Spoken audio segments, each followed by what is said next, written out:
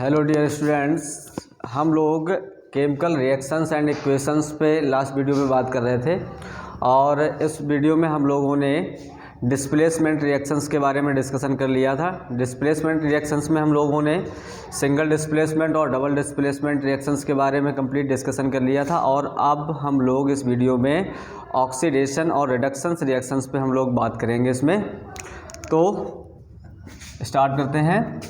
Oxidation and reduction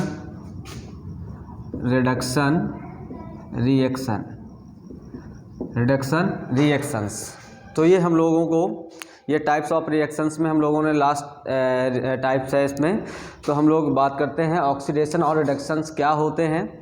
तो हम लोग सबसे पहले ऑक्सीडेशन और रिडक्शन की क्राइटेरिया समझ लेते हैं कि कोई भी कंपाउंड्स है तो उसको हम लोग कैसे जज करेंगे कि ये ऑक्सीडाइज हो रहा है या रिड्यूस हो रहा है। यदि अगर वो ऑक्सीडाइज हो रहा है तो उसमें क्या चेंजेस होते हैं। तो हम लोग कुछ ऐसे चेंजेस के क्राइटेरिया हैं जो चेंजेस अगर किसी कंपाउंड्स में पाए जाते हैं तो हम लोग उसमें ये कह सकते हैं कि इसका ऑक्सीडेशन हो रहा है या रिडक्शन हो रहा है। तो हम लोग देख लेते हैं ऑक्सीडेशन के जो क्राइटेरिया हैं या जो चेंजेस हैं उनमें से हम ये कह सकते हैं लॉस ऑफ हाइड्रोजन कह सकते हैं या गेन ऑफ ऑक्सीजन कह सकते हैं। तो यहाँ पर हम लोग लिख सकते हैं gain of oxygen. Gain of oxygen जो होता है वो इंडिकेट करता है ऑक्सीडेशन को फर्स्ट में। सेकंड जो नंबर्स होगा वो loss of hydrogen. Third process जो है, थर्ड में हम ये कह सकते हैं कि थर्ड में ये लॉस ऑफ इलेक्ट्रॉन भी हो सकते हैं। इसमें लॉस ऑफ इलेक्ट्रॉन भी ऑक्सीडेशन का क्राइटेरिया है। ऐसे ही हम इसमें और भी कुछ क्राइटेरिया देख लेते हैं। जैसे लॉस ऑफ इलेक्ट्रॉन होगा तो यहाँ पर ऑक्सीडेशन नंबर में इंक्रीमेंट होगा या इंक्रीज, तो इंक्रीज इन ऑक्सीडेशन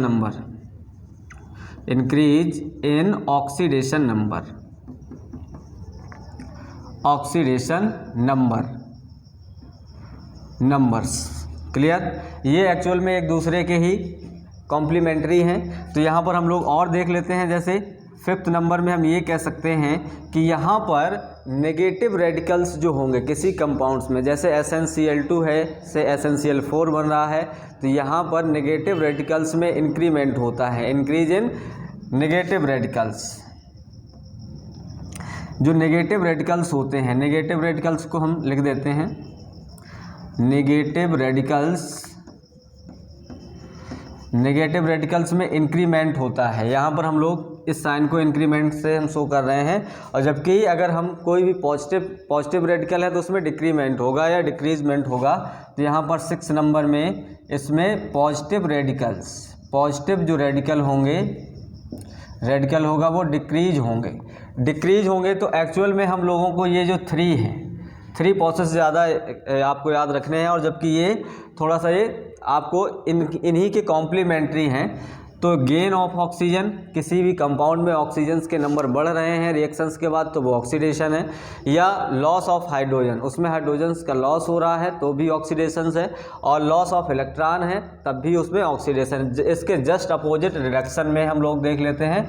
तो रिडक्शन में हम लोगों को ये क्राइटेरिया देखकर हम लोग समझ लेते हैं कि इससे इस कंपाउंड का ऑक्सीडेशन हो रहा है या रिडक्शन। तो हम लोग इनको एक रिएक्शंस के थ्रू हम लोग इसको एक्सप्लेन कर लेते हैं। अब हम लोग देखते हैं रिडक्शन। तो रिडक्शंस के जो क्राइटेरिया होंगे, रिडक्शंस में क्या क्या होता है, या तो यहाँ पर रिडक्शन में लॉस ऑफ ऑक्सीजन हो जाएगा। यहाँ पर याद रखना है लॉस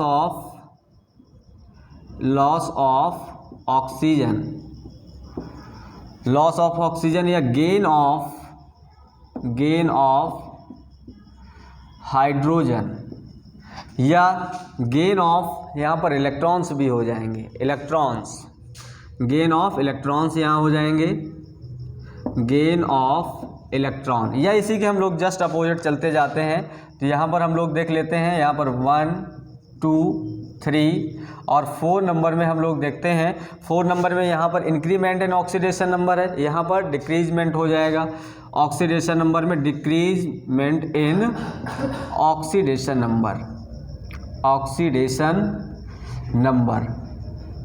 ऑक्सीडेशन नंबर में इसमें डिक्रीजमेंट होगा तो रिडक्शन है। ऐसे हम लोग 5th नंबर यहाँ पर देख लेते हैं। 5th में हम लोग देखते हैं कि यहाँ पर नेगेटिव रेडिकल्स कम हो रहे थे, यहाँ पर नेगेटिव रेडिकल्स बढ़ रहे होंगे। यहाँ पर देखो ये बढ़ रहे हैं तो यहाँ पर कम होंगे। नेगेटिव रेडिकल्स जो होंगे यहाँ पर डिक्रीज हो रहे होंगे। ये साइन आपको याद रखने हैं। डिक्रीज डाउनवर्ड एरो है, डिक्रीजमेंट, और अपवर्ड एरो इंक्रीमेंट का है। ऐसे हम लोग 6 नंबर में देख लेते हैं जो पॉजिटिव रेडिकल्स होंगे। 6 नंबर में हम लोग देख लेते हैं तो जो पॉजिटिव रेडिकल होंगे, positive radical, negative radicals decrease हो रहे हैं तो यहाँ पर पॉजिटिव रेडिकल्स जो होंगे वो इंक्रीज हो जाएंगे।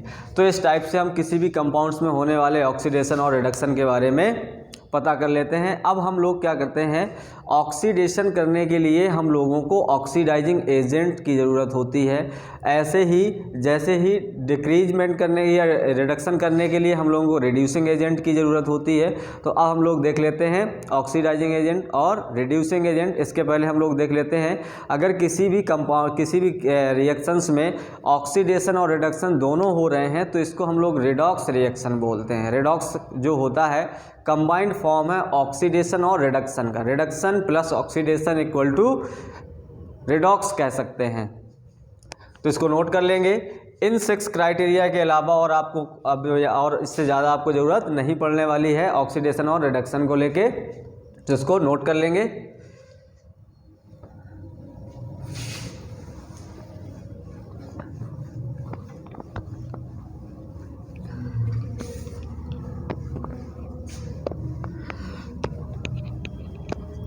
अब हम लोग देख लेते हैं रिडॉक्स रिएक्शन। रिडॉक्स रिएक्शन ये एक्चुअल में रिडॉक्स जो है वो रिडक्शन और ऑक्सीडेशन का कंबाइंड फॉर्म है। तो इसको हम लोग ये कह सकते हैं रिडक्शन प्लस ऑक्सीडेशन। अगर किसी रिएक्शंस में, केमिकल रिएक्शंस में ऑक्सीडेशन भी पाया जाता है, रिडक्शंस भी पाया जाता है, तो हम लोग उसको रिडॉक्स रिएक्शंस कह देते हैं। क्यों? क्योंकि यहाँ पर जो एक कंपाउंड्स होगा जिसका ऑक्सीडेशन हो रहा है वो दूसरे के लिए रिड्यूसिंग एजेंट का काम करेगा, क्योंकि वो एक्चुअल में खुद ऑक्सीडाइज हो रहा है और दूसरे को रिड्यूस कर रहा है। तो ये बात आपको याद रखना है कि किसी भी रिएक्शंस में आप देखते हैं कि ऑक्सीडेशन भी हो रहा है, रिडक्शंस भी हो रहा है, तो उसको हम लोग रिडॉक्स रिएक्शंस बोल देते हैं। इसी में हम लोग ऑक्सीडाइजिंग एजेंट और रिड्यूसिंग एजेंट्स के बारे में डिस्कस कर लेते हैं। तो एक केमिकल रिएक्शन से लिखते हैं, फिर उसके बाद हम लोग देखते हैं कि इसमें ऑक्सीडाइजिंग एजेंट और रिड्यूसिंग एजेंट कैसे डिफाइन करते हैं। तो हम लोग एक रिएक्शंस देखते हैं। जैसे हमने यहाँ पर कहा है NO, नाइट्रिक ऑक्साइड है, और हम लोगों ने रिएक्शंस करा दी इसमें कार्बन मोनोऑक्साइड। दोनों ये गैस फॉर्म में पाए जा रहे हैं, ये भी गैस फॉर्म में पाए जाते हैं। तो इसमें जो प्रोडक्ट हम लोगों को मिलता है, यहाँ पर मिल जाता है हमें N2 प्लस यहाँ पर मिल जाता है हमें कार्बन डाइऑक्साइड गैसियस स्टेट में, ये भी हमें गैसियस स्टेट में मिलता है। तो अब हम लोग इसमें देखते हैं कि ये जो नाइट्रिक ऑक्साइड है ये है नाइट्रिक ऑक्साइड। नाइट्रिक ऑक्साइड्स जो होते हैं, और यहाँ पर ये कार्बन मोनोऑक्साइड है, मोनोऑक्साइड है। इससे हमें नाइट्रोजन गैस मिल जाती है और यहाँ पर कार्बन डाइऑक्साइड मिल जाती है। तो यहाँ पर ये देखें कि कौन सा, किसका ऑक्सीडेशन हो रहा है, किसका रिडक्शन हो रहा है। तो यहाँ पर हम लोगों ने जो अभी जस्ट पहले क्राइटेरिया डिस्कस किए हैं, तो यहाँ पर देखो ऑक्सीजन का यहाँ लॉस हो रहा है, यहाँ पर गेन हो रहा है। यहाँ पर लॉस होके N2 में कन्वर्ट हो रहा है, और जबकि यहाँ पर कार्बन मोनोऑक्साइड ऑक्सीजन गेन करके कार्बन डाइऑक्साइड में चेंज हो रहा है। तो यहाँ पर इसका ऑक्सीडेशन हो रहा है, इसका ऑक्सीडेशन हो रहा है और इसका रिडक्शन हो रहा है। तो ये बात आपको याद रखना है कि ऑक्सीडेशन किसका हो रहा है, कार्बन डाइऑक्साइड से कार्बन मोनोऑक्साइड से कार्बन डाइऑक्साइड में इसका ऑक्सीडेशन हो रहा है, ऑक्सीडेशन हो रहा है। जबकि नाइट्रोजन से, नाइट्रोजन ऑक्साइड से, नाइट्रिक ऑक्साइड से N2 में इसका रिडक्शन हो रहा है, रिडक्शन हो रहा है। तो यहाँ पर जब ये NO2 नाइट्रिक ऑक्साइड N2 में रिड्यूस हो रही है, तो इसके लिए रिड्यूसिंग एजेंट का काम कौन करेगा, कार्बन मोनोऑक्साइड। क्यों? क्योंकि इसका खुद का ऑक्सीडेशन हो रहा है। जिस कंपाउंड का खुद का ऑक्सीडेशन हो रहा है वो काउंटर पार्ट के लिए रिड्यूसिंग एजेंट का काम करेगा। तो यहाँ पर कार्बन मोनोऑक्साइड जो है, carbon monoxide act as a reducing agent. याद रखिएगा, दोबारा से इसको समझ लो। यहाँ पर NO2 का रिडक्शन हो रहा है, लेकिन रिडक्शन के लिए रिस्पॉन्सिबल कौन है? Carbon monoxide. तो CO जो है वो act as a reducing agent,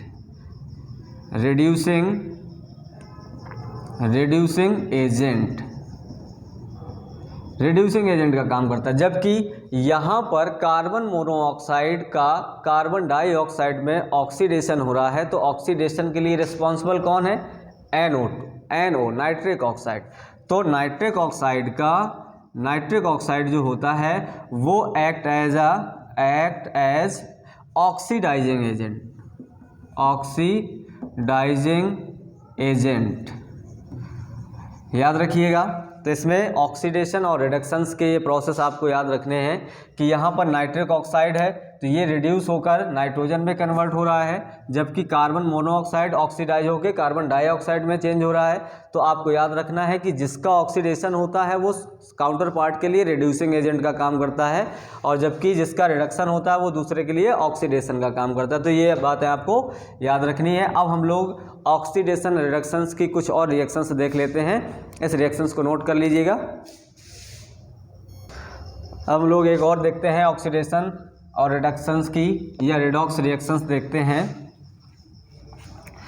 redox reactions में हम लोग नेक्स्ट रिएक्शन देखेंगे copper sulphate CuSO4 react with zinc metal.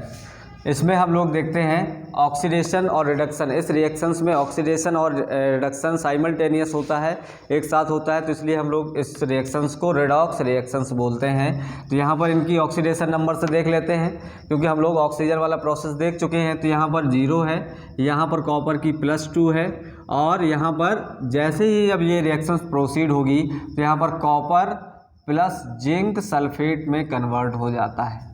Zinc sulphate में कन्वर्ट हो जाएगा तो यहाँ पर ऑक्सीडेशन स्टेट आप देखेंगे, यहाँ पर कॉपर की 0 है और जिंक की +2 है। तो यहाँ पर ऑक्सीडेशन स्टेट +2 से 0 में जा रही है। +2 से 0 में जाने का मतलब यहाँ पर ऑक्सीडेशन नंबर्स क्या हो रहे हैं? रिड्यूस हो रहे हैं, कम हो रहे हैं। तो यहाँ पर इसका हो जाएगा रिडक्शंस हो जाता है। जबकि जिंक का ऑक्सीडेशन नंबर 0 से +2 में जा रहा है, मतलब इंक्रीमेंट हो रहा है ऑक्सीडेशन नंबर्स में, तो इसका ऑक्सीडेशन हो जाता है। जिंक +2 में ऑक्सीडाइज हो रहा है, जबकि कॉपर Cu+2 से कॉपर 0 में रिड्यूस हो रहा है।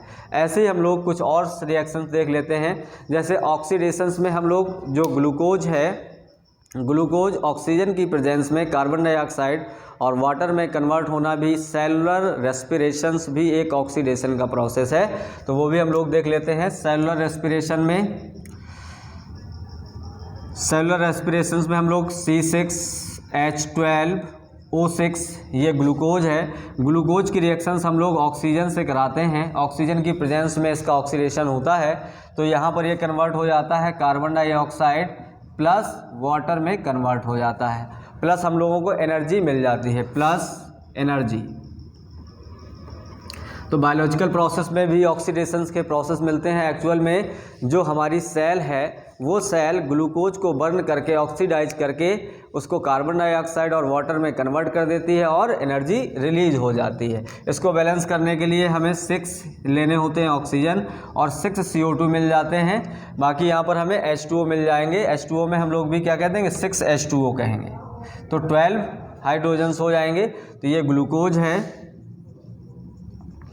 ग्लूकोज कार्बन ऑक्सीजन है, ऑक्सीजन कन्वर्ट हो जाता है कार्बन डाइऑक्साइड में, डाइऑक्साइड और वाटर में कन्वर्ट हो जाता है। तो ये भी एक ऑक्सीडेशन रिडक्शंस का प्रोसेस है। तो हम लोग अब इसमें कुछ और रिएक्शंस देखते हैं, जिनमें जैसे नेगेटिव रेडिकल्स हैं, या ऑक्सीडेशन नंबर्स है, या हम लोग ऑक्सीजन हाइड्रोजन्स में। अब हम लोग जो नेक्स्ट टॉपिक देखेंगे वो हाइड्रोजन इन्वॉल्विंग देखेंगे, ऑक्सीडेशन और रिडक्शन। तो इसको नोट कर लेंगे। फिर अब हम लोग देखते हैं नेक्स्ट ऑक्सीडेशन रिडक्शंस प्रोसेस। अब हम लोग देखते हैं जो नेक्स्ट प्रोसेस होगा ऑक्सीडेशन रिडक्शंस का, on the basis of hydrogen transfer. Redox reactions on the basis of hydrogen transfer देख लेते हैं। टर्म्स ऑफ हाइड्रोजन ट्रांसफ़र कह सकते हैं, in the term of hydrogen transfer. Hydrogen transfers में हम लोगों ने ये बात की थी, अभी जो हम लोगों ने क्राइटेरिया देखें कि हाइड्रोजन अगर लॉस कर रहा है तो यहाँ पर क्या हो जाएगा, ऑक्सीडेशन, और अगर हाइड्रोजन गेन कर रहा है तो रिडक्शन हो जाएगा। इसका हम लोग सबसे ज़्यादा उपयोग ऑर्गेनिक केमिस्ट्री में देखते हैं। जैसे हम लोग क्या करते हैं, मेथेन का कंबस्शन करा देते हैं तो ऑक्सीडेशन हो जाता है, या एल्कोहल को हम लोग कन्वर्ट कर देते हैं एल्डिहाइड में, एल्कोहल एल्डिहाइड में कन्वर्ट ऑक्सीडाइज हो जाते हैं, और एल्डिहाइड जो होते हैं वो ऑक्सीडाइज होकर कार्बोक्सिलिक एसिड बनाते हैं। तो एक्चुअल में जो ऑक्सीडेशन का प्रोसेस है इसमें हाइड्रोजन में, तो ये आपको याद रखना है कि जैसे जो एल्कोहल्स होते हैं, एल्कोहल एक्चुअल में एल्केन से हम लोग स्टार्ट करते हैं। एल्केन जो होता है नॉर्मल प्रोसेस में या नॉर्मल कंडीशंस में ऑक्सीडाइज नहीं होते हैं, लेकिन अगर हम इनको ऑक्सीडाइज करेंगे स्ट्रॉन्ग ऑक्सीडाइजिंग एजेंट के फॉर्म में तो हमें एल्कोहल मिल जाता है।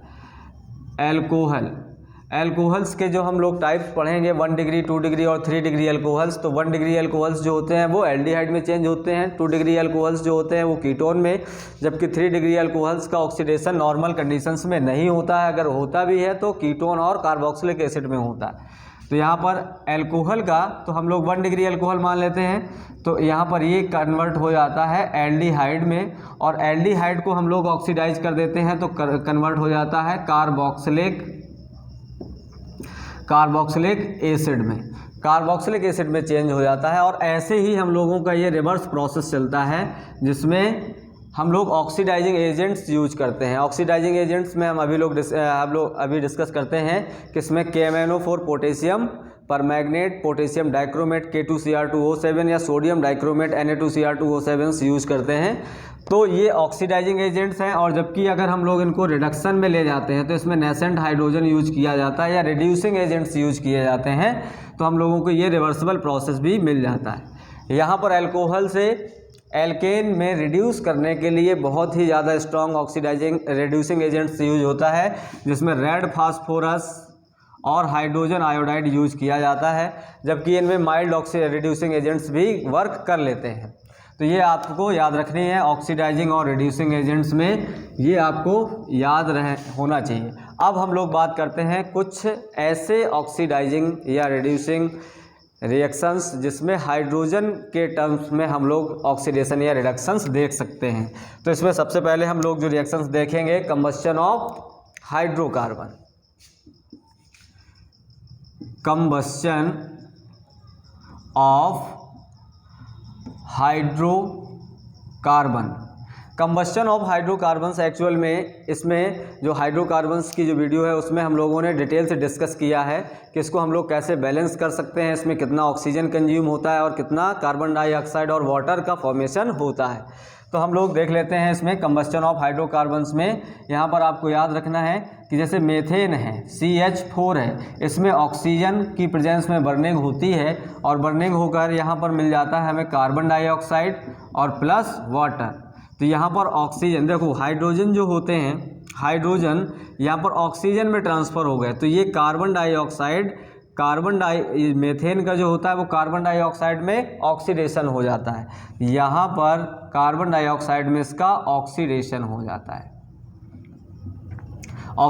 जाता है, जबकि यहाँ पर ऑक्सीजन की ऑक्सीडेशन, इसमें हाइड्रोजन ये गेन कर रहा है, यहाँ पर हाइड्रोजन गेन कर रहा है तो इसका रिडक्शन हो जाता है H2O में, ऑक्सीजन का रिडक्शन हो जाता है, जबकि मेथेन में कार्बन का ऑक्सीडेशन होकर कार्बन डाइऑक्साइड में चेंज हो जाता है। ये जो बैलेंस रिएक्शन है इसमें एक्चुअल में हम लोग 2 ले लेते हैं, और यहाँ पर बैलेंस करने के लिए हम लोगों को किसी भी हाइड्रोकार्बन्स की जो बर्निंग की रिएक्शंस है, कंबस्शंस की रिएक्शंस है, वो हम लोग एक रिएक्शंस के थ्रू बैलेंस कर लेते हैं, जो हम लोग अभी इसमें डिस्कस करते हैं।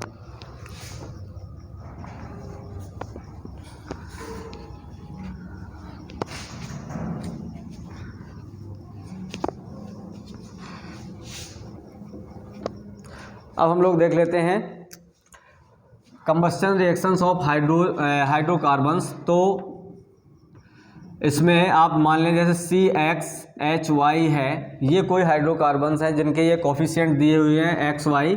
तो यहाँ पर जो ऑक्सीजन कंज्यूम होगी वो X + Y/4 ऑक्सीजन कंज्यूम होगी, और इससे जो हमें फॉर्मेशन होगा कार्बन डाइऑक्साइड का, तो यहाँ पर XCO2 + Y/2 H2O का फॉर्मेशन हो जाता है।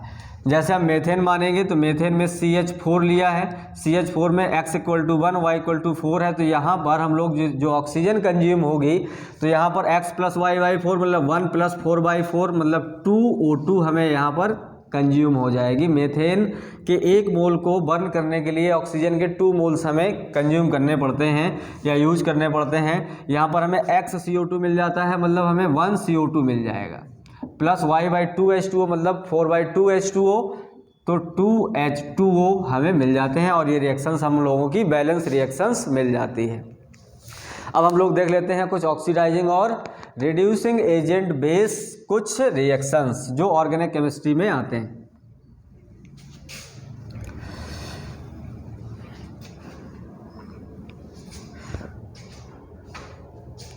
अब हम लोग देख लेते हैं जैसे अल्कोहल से हम लोग कन्वर्ट करते हैं oxidation of alcohol. Oxidation of alcohol in terms of hydrogen. तो एल्कोहल्स में एक्चुअल में क्या है, OH ग्रुप होता है। जैसे हम लोग मान लेते हैं RCH2OH।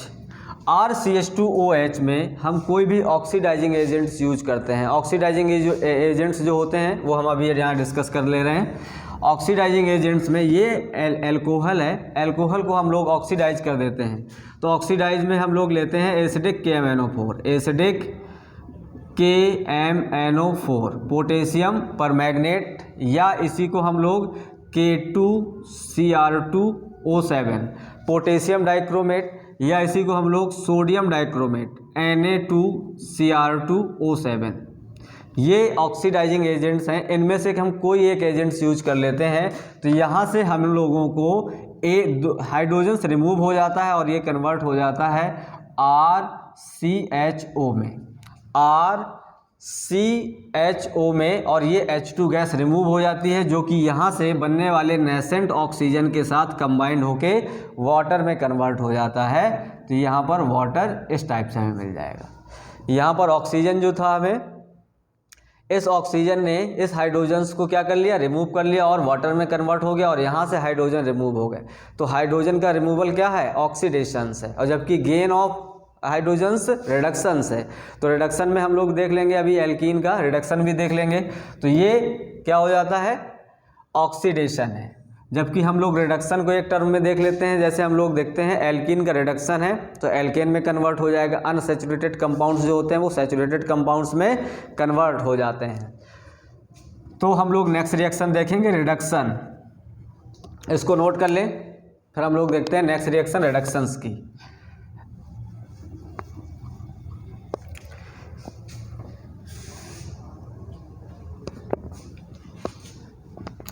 नेक्स्ट रिएक्शंस जो हम लोग रिडक्शंस देखते हैं, reductions of alkene, reduction of unsaturated hydrocarbon, unsaturated hydrocarbon. Unsaturated hydrocarbons क्या होते हैं, जिसमें डबल बॉन्ड या ट्रिपल बॉन्ड्स प्रेजेंट होते हैं। तो इनमें हाइड्रोजन गैस की रिएक्शन निकल platinum palladium with hydrogen gas कराते हैं। तो इसमें हम लोगों को ये देखने को मिल जाता है,